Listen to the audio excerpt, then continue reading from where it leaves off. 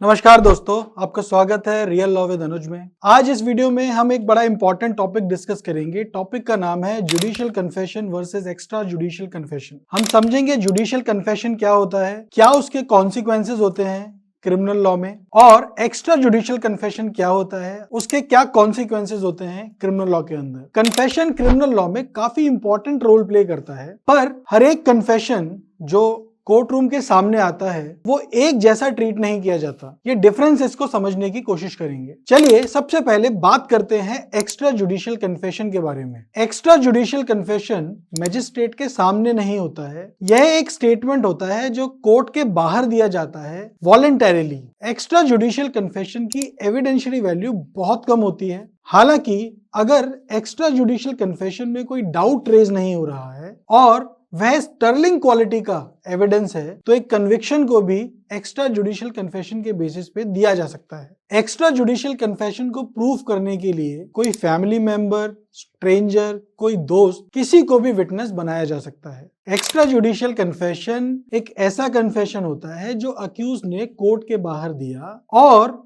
वह मजिस्ट्रेट के सामने नहीं है। यह कन्फेशन किसी दूसरे व्यक्ति के सामने दिया जाता है जो कि बाद में एक विटनेस बनके कोर्ट के सामने प्रूव करता है कि जो अक्यूज्ड है उसने ऐसी कोई स्टेटमेंट उसके सामने दी थी। हालांकि इसकी एविडेंशियरी वैल्यू काफी कम होती है और एक्स्ट्रा जुडिशियल कन्फेशन को फॉर्मली रिकॉर्ड करने का कोई प्रोसीजर नहीं है। सुप्रीम कोर्ट के काफी जजमेंट्स हैं जिसमें कहा गया है कि एक्स्ट्रा जुडिशियल कन्फेशन को बहुत ही कॉशन के साथ ट्रीट करना चाहिए और इन पे एक्सटर्नल फैक्टर या इमोशन का इन्फ्लुएंस है या नहीं ये चेक करना बहुत जरूरी है। एक्स्ट्रा जुडिशियल कन्फेशन को यदि शॉर्ट तरीके से समझा जाए तो ये एक ऐसा स्टेटमेंट है जो अक्यूज ने किसी के सामने कहा जिसमें उसने अपने जुर्म को कबूल कर लिया। फॉर एग्जाम्पल, मान लीजिए किसी व्यक्ति ने मर्डर कर दिया और मर्डर करने के बाद में गांव में ये खबर फैल गई, पंचायत के सामने उस व्यक्ति ने अपने जुर्म को कबूल लिया, लेकिन जब एफआईआर रजिस्टर हुई और कोर्ट में केस गया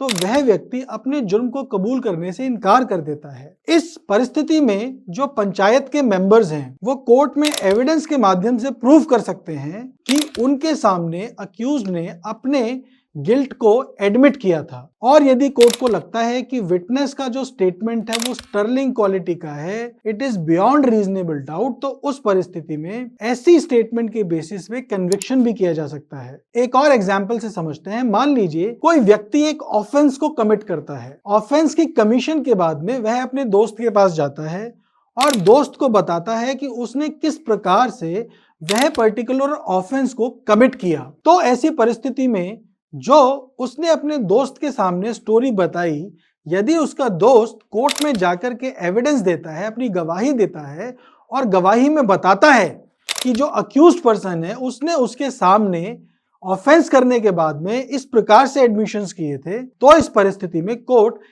ऐसे विटनेस के एविडेंस के ऊपर एक्ट कर सकता है। अब बात करते हैं जुडिशियल कन्फेशन के बारे में। जुडिशियल कन्फेशन कोर्ट में मजिस्ट्रेट के सामने दिया जाता है और ऐसे कन्फेशन स्टेटमेंट की हाई एविडेंशियरी वैल्यू होती है, लीगल स्टैंडिंग ज्यादा होती है as compare to extra judicial confession. Judicial confession वो होता है जो मजिस्ट्रेट अपने सामने रिकॉर्ड करा रहा है और जिसमें डाउट की कोई गुंजाइश नहीं, और ऐसे स्टेटमेंट को रिकॉर्ड करने से पहले अक्यूज्ड को मजिस्ट्रेट बता देता है कि इसके कॉन्सिक्वेंस में अक्यूज्ड को कन्विक्ट भी किया जा सकता है। इस कन्फेशन को केयरफुली स्क्रूटनाइज किया जाता है ताकि यह इंश्योर किया जा सके कि यह वॉलंटरी स्टेटमेंट है। अगर यह कन्फेशन इनवॉलंटरी होता है तो ऐसी परिस्थिति में उस स्टेटमेंट की वैल्यू नहीं होती। तो यदि किसी व्यक्ति को 164 की स्टेटमेंट को जो मजिस्ट्रेट के सामने रिकॉर्ड होती है क्रॉस करना है, तो क्रॉस में वो प्रूव करने की कोशिश करे कि 164 का स्टेटमेंट जो अकम्प्लिस या विटनेस ने दिया था वो under pressure, coercion, undue influence दिया गया एंड इनवॉलंटरीली दिया गया। अब बात करते हैं कुछ केस लॉज की। State of Maharashtra versus Dammu 2000 supreme court. इस केस में सुप्रीम कोर्ट ने कहा कि अगर अक्यूज्ड के दिए गए इंफॉर्मेशन से कोई फैक्ट डिस्कवर होता है तो यह कन्फेशन को सच मानने में प्रूफ बन सकता है सेक्शन 27 एविडेंस एक्ट में।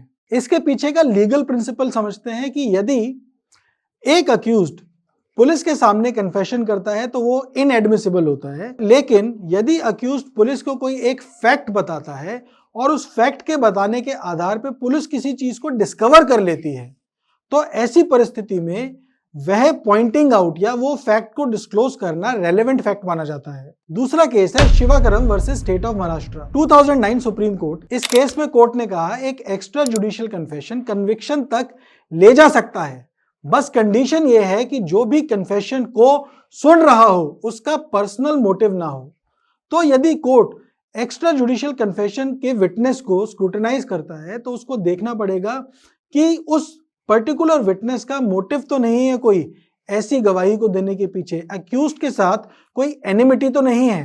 तो ये थी जानकारी in a nutshell extra judicial and judicial confessions के बारे में। ऐसी और लीगल जानकारी जानने के लिए हमारे चैनल को सब्सक्राइब करना ना भूलें। धन्यवाद।